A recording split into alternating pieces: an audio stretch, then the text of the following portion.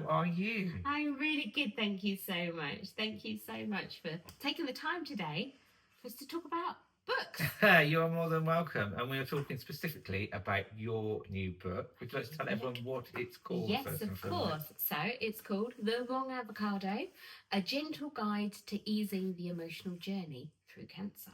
So, yes, and avocados in cancer, not a natural bedfellow. So no. Would you like to elaborate on that title? Very intriguing. Absolutely. I don't want to give the game away, no. obviously, because, the whole idea is that, you read the book and find out. However, it is about an analogy around stress. Okay, so sometimes in our lives, stressful things can happen. Some things are big, some things are small, and sometimes it's just that last little thing that makes you bubble over. The final straw. The final straw, absolutely. And so this book really is about how to manage that, what to do, so that you don't have to have that bubbling over. And that actually, you can take steps using NLP so that when things happen, curveballs happen in life, we can feel more resilient, more hopeful, more calm, and have those strategies to help through. So, amazing. So that sounds like there's something in the book for everyone. Absolutely. But did you write it with a specific person or group of people in mind? No, it's really good question. So I originally wrote it for other people going through breast cancer. So I was diagnosed with breast cancer just after my 50th birthday. So there I was doing 50 things for 50. And as you were part of that journey, we had some fun stuff. Lots planned. And then I found out that I had 2 lots of cancer. And that was not on the list. No. That was not the cunning plan. And at first I wasn't going to write anything. And I went through my first operation. And it was while I was waiting for the results of my first operation and found that there was delays, and then it hadn't quite gone to plan, and there was more complications, that I then started to write.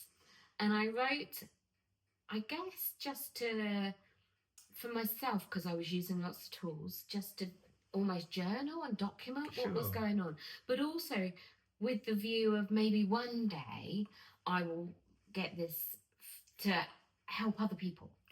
Other people going through, at the time, specifically it was breast cancer, because that's my experience. Yes. I can't talk about a different type of cancer or heart attacks or whatever, just because that's not my experience. I've not had that. However, saying that, what I then did was, I'll tell you the story about how I wrote it in a minute, but what now is happening, which is interesting, is that people are using it, not just people that are going through cancer. Wow. So yes, it's people who maybe a loved one's going through health challenges, but actually we've had it being used for even minor health things. Brilliant. That people are just, somebody, a lovely friend of mine in America said, this isn't a book about cancer, this is a book about life. And it's like, yeah, absolutely, because you know what, life can throw us some curveballs at times, can't it? And it will. And it will. Yeah. And that's one thing that you can guarantee, there's going to be change and there's going to be stuff happening. And so this book actually is that resource for whoever is going through some less than easy times, and some tools to help people to get through that. Fabulous. And you mentioned tools. Now, these aren't just things that you've seen online or had a sudden brainwave. Your background is in NLP, so I think we need to just cover who you are as a professional NLP trainer, what that means, and what that did for writing the book. Okay, so I discovered NLP probably 15 years ago now. So if I give you a little bit about where it came from, it actually was health related. So I was having an operation. It was only a minor operation, but a couple of years before, my dad had been given too much anaesthetic on the operating table, and he'd had a heart attack. Okay, he survived it. However, what it left me with was this fear that I was going to die and a belief that I was going to die. Okay. So I then went in to have this operation, and it's a thing. It's pre-operational anxiety, and my level was so bad that my blood pressure was so high that they told me to go home. Oh gosh. They wouldn't operate. Right. Wow. Basically, they said, I suggest you go home and sort yourself out, and come back when you're feeling better. It's like, oh, Not okay. ideal. Thanks so much for that. If I knew how to do that. So I started to do some research on how to do that. And I went on it was just a 1-day NLP taster day. And I fell in love with it. I was like, oh my word, this is answering all the questions I've had all my life that I just didn't know that there was answers to. Yeah. And even some questions I didn't even know to ask. So I went on that course and then I did my full practitioner. And one of the things I learned was how to change that belief that wasn't helping me and to get rid of that fear completely so that I could feel resourceful, so I could feel calm. And I went back a month later after having learned NLP, learned some. It's a journey, not a destination. I love that phrase. And there's a lot to learn. But after that month, I went back, and it was like a completely different experience. Wow. Okay. I went in. I was calm. I was relaxed.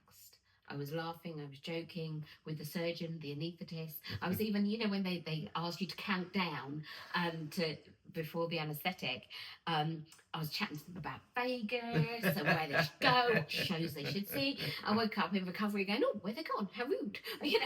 Mid conversation. And the whole recovery was different. Everything was different. And so that was like over 15 years ago now. So that was the start of my NLP journey. And then I was like, this stuff's really cool. And it's really powerful. And it's not just for health. I used it in my work. I used it to do cultural change in a big organisation.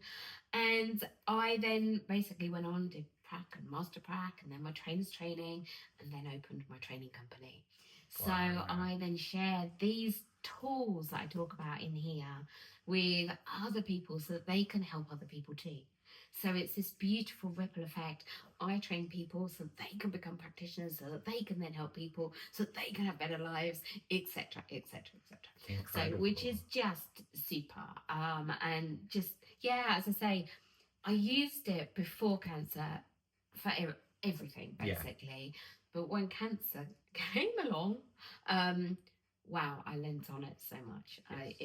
It was the game changer that helped me through. So yeah, it was massive. So it's got your personal story, but also your professional tips and advice and tools to navigate a cancer diagnosis, a health challenge, or a curveball. A curveball that life throws at you. Absolutely. Perfect. And it's been really well received. I've read some of the reviews on Amazon. Yeah. Really glowing reviews. And you've had endorsements from some very high up esteemed people, from celebrities to royalty. To royalty, absolutely. So Jessie J, as I'm sure you're aware, is going and is having that breast cancer situation for herself at the moment. And bless her, she publicly acknowledged the book on Instagram. So that was just amazing about, how supporting people going through cancer and even after cancer, because there's this thing, isn't there? Princess, Her Royal Highness Princess of Wales said she went to Colchester Hospital, the cancer unit, a few months back, and she was talking about the emotional journey, but she was talking about what happens after you leave the hospital care system. Yes, yeah. Everybody expects you to be back to normal, and there's no such thing as normal anymore. Your normal's gone. It's changed. It's different.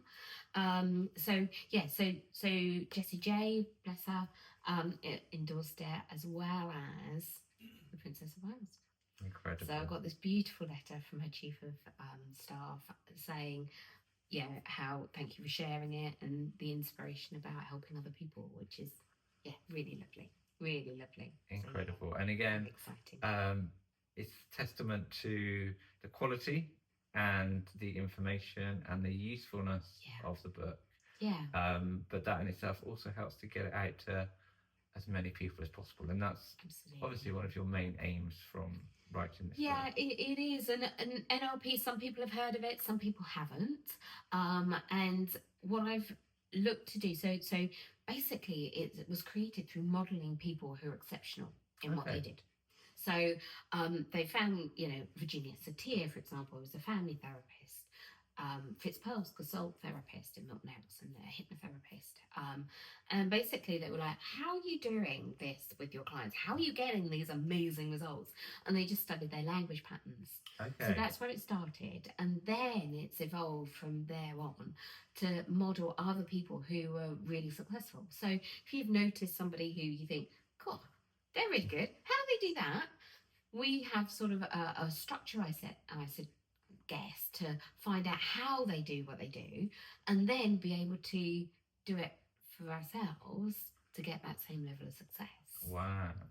So this is where it's come from, and it's backed up by neuroscience, so a neuroplasticity and how our brain works. So it's this beautiful combination of excellence, neuroscience, cognitive processing, communication skills, so that it's a real beautiful tool set for life. Okay. Absolutely. I use the analogy in the book actually that it's a bit like getting a new set of tyres for your car.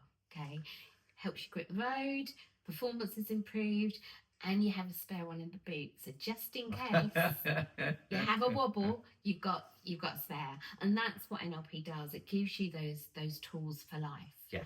And what I've looked to do here is it's very conversational. It's a bit like you and me sitting here right now having a chat on the sofa. That's what this book is like. It's me having a chat and saying, you know what? This is the tool that I used in this situation. This is what I did.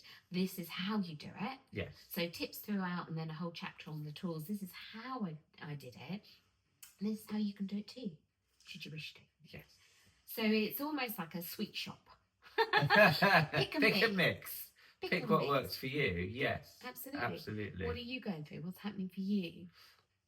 So that you can then have a look and go, right, okay, I'll use that tool, or I'll use this tool. And that's really interesting. How did you write it with the view of putting your experience in, but realising that everyone's experience is different? So also you didn't want to assume things about what people are experiencing or dictate what they should or shouldn't do. How did that impact the way you wrote the book? It was the editing process has been really interesting. I've got a fabulous editor, nod to Charlotte Noon. She's incredible. She's absolutely amazing.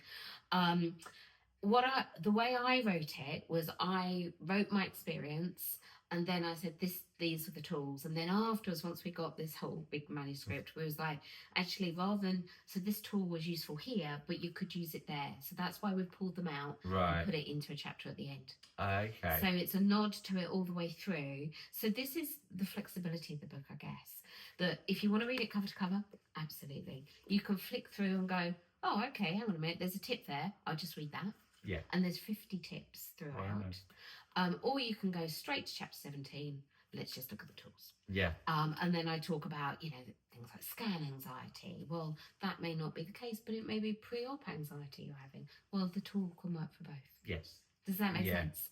And it might be, and as I say, the chapters of it's a waiting game. You are allowed to cry. Well, you are allowed to cry is all about emotions. Yes. And there might be somebody going through anger, or somebody sadness or loss or grief.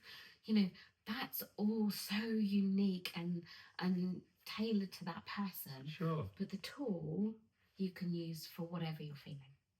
Does that make sense? Yeah. So I've really tried to provide like a framework for people to go, that's me at this moment. That's what I need. I'll take that one. Yeah. Or that's what I can cope with. That's what I can cope. Yeah. Exactly. And we talk about stress. We talk about resilience. I give you tools and strategies to do all of those things, which is why it's then adaptable for health issues and everything else. So yes, we just got Big Ben in the background. Just got big dong there to say it resonates. It's resonating with the clocks. I'm yeah, loving it. Absolutely. So, brilliant. do you think the book has a core message? Obviously, we've talked about lots of tips. We've talked about who it's for, how you wrote it. Yep. With regards to what people are saying to you now, they've read it. With regards to your intention when you sat down and wrote it, do you think there's a single core message in the book?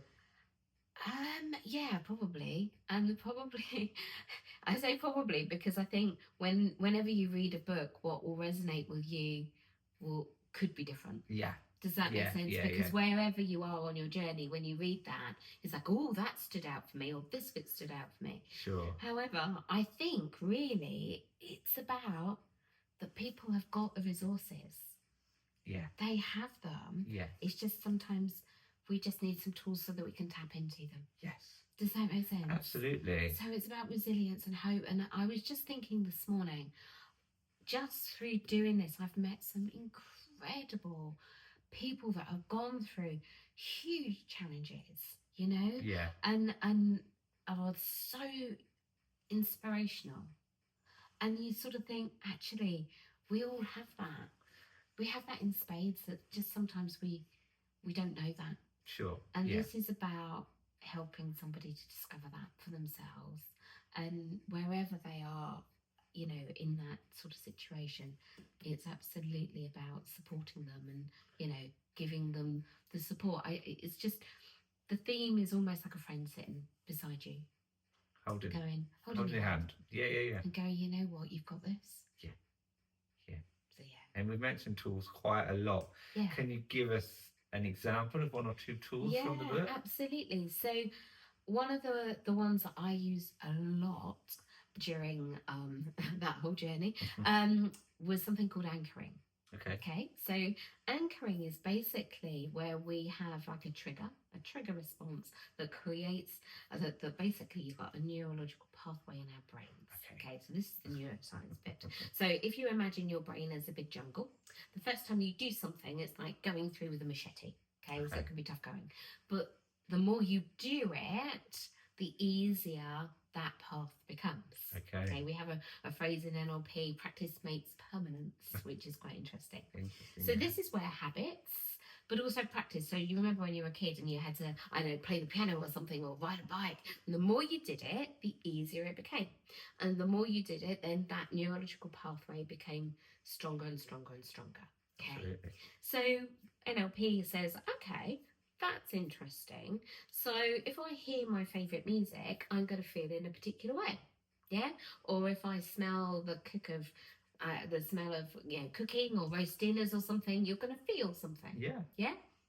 So we have triggers. Some of them are what we see, some what we hear, some what we feel, smell or taste. Yeah. And it triggers that neurological pathway, that neural pathway that goes to a response. Okay. So that's the science behind it. And what we then do is say, well, why can't we use that for what we need? Right. Why can't we use it and say, well, at that time, I thought about this, or I saw that, or I felt that, I touched that, and I heard that, and I felt this way. We can create that for ourselves. And what I talk about in the book, and I talk about how you can do that, is to create an anchor maybe on your knuckle, so that you basically feel those feelings. And when you're really feeling them, you create that trigger by pressing your finger, and then build it, and then you take it off, and then you think about something else, test it, and then you do it over and over again, that going through that machete a number of times, that little pathway, and so it becomes stronger and stronger and stronger. And I did that, and I had a number of different resources on this knuckle here: resilience, calm, peace, all of those kind of resources, and flexibility, because I knew that's what I needed. And I was literally, before I went down for my operations, because I had many of them, I'd be pressing that. Wow. And as I pressed it, and even now, I can feel it. That's incredible. So this is one of the tools. One of the 50. Yeah. Many in there that you can just use to just calm your nervous system. Recenter yourself, exactly, and to feel more grounded. So talk about grounding in there. It's another one, and about how we can just shift our energy. I talk about energy clearing and how we can start to feel more centered. So I always liken them to, like, you know, those Weeble toys when you were a kid. You remember, a bit like an avocado, didn't you? That they would wobble, but they wouldn't fall down. Yeah. And that's really the whole resilience thing, and feeling a bit more grounded. And, you know, I talk about breathing techniques in the book, about how you know, by changing how we breathe impacts how we feel. And so there's so much, the science that sits behind. You know, if we're calmer, especially pre-op or pre-scan, the outcomes are better. Right, In yeah. the, you know, the time it takes to recover from an operation improves, and you know, the amount of, you know, stress caused from the patient's, you know, client's point of view is reduced. So yeah, so it's full of tips, but hopefully that's one that, you know, have a read of the book and I'll tell you more detail of how to do it. Sure. However, as a shortcut, if there's a particular piece of music, if somebody's sitting there and they're just about to have an operation or a situation, you know, take some headphones, listen to your favourite music that makes you feel calm. Okay, Beautiful. take that, because that, and then the breathing, to just another quick tip, can't help myself. If you breathe out for longer than you breathe in, so if you breathe in for a count of 3, say, and out for a count of 5, or in for 4, out for 6, then that will really help to calm your nervous system. Wonderful. Okay, so your heart rate starts reducing and you can feel more relaxed. So yeah. Incredible. Feel more relaxed already. Who knew? So by this point, I'm sure people are desperate to get their hands on a book. How can they access the book? Thank you. Yes. So you can access it via any bookshop. So Waterstones, Foils, whatever, go in and order it. Absolutely. You can also get it on Amazon. So you can get it in paperback like this, or you can get it Kindle. And soon it will be out on Audible as well. Incredible. So yeah, so you'll have it on all formats. Yeah, wonderful. And it's not the first book you've written. No, we have another book here. Yes, all absolutely. NLP based as well. Yes, that one, Who's Flying Your Plane? How to Master the Controls of Your Life. So sort of does what it says on the tin. It's all about some more beautiful principles and NLP tools and techniques, and a whole section on self-care and looking after ourselves. But yes, this is a really good like introduction to NLP. Yeah. This one's more the tools that we use when we're going through less than easy situations. That one's a good starter, a good intro to NLP. So incredible. Yes. So what is next for Emma McNally? Well, yes. So I'm honoured to be one of Lady McCadden's charity champions. But Fantastic. I'm also working, they've just opened this phenomenal sanctuary. It's called the McCadden Sanctuary. It's in Leigh-on-Sea. And they are offering all sorts of support to people going through or having been through breast cancer. So I'm running 6 sessions based on the book. So we cover things like stress, we cover resilience, we cover beliefs, we cover that anchoring technique that I just talked about, collapsing anchors, reframe, all of these fabulous tools to help us feel better. So that's based on the book. So that's happening. And I've got speaking next year at a couple of conferences, and so that's exciting too. Exciting. So so that's all happening. So yes. Lots coming up. So can people follow your journey and find out more about you? Yeah, please do. Absolutely. So obviously on YouTube, I've got my channel, but I'm also on Instagram. So Emma McNally. I'm also on Facebook, Achieve Your Greatness, as well as my own page, and LinkedIn, Emma McNally. I think it's NLP Trainer is my tag on that. So yes, so please do follow me. And I often share snippets from books or tips or techniques or something that can help people. And obviously I've got my website, which is achieveyourgreatness.co.uk, and that's got all of the courses that I run, because yes, you can read it in the book, but if you want to actually experience it firsthand in a course, then I run those too. And those courses are life-changing. So I've been on a few. You've been on a few. And just the simplest little mindset shifts and techniques can really change how you approach a situation or deal with a situation or people. Yes. And that can change the outcome. Absolutely. So you do incredible things.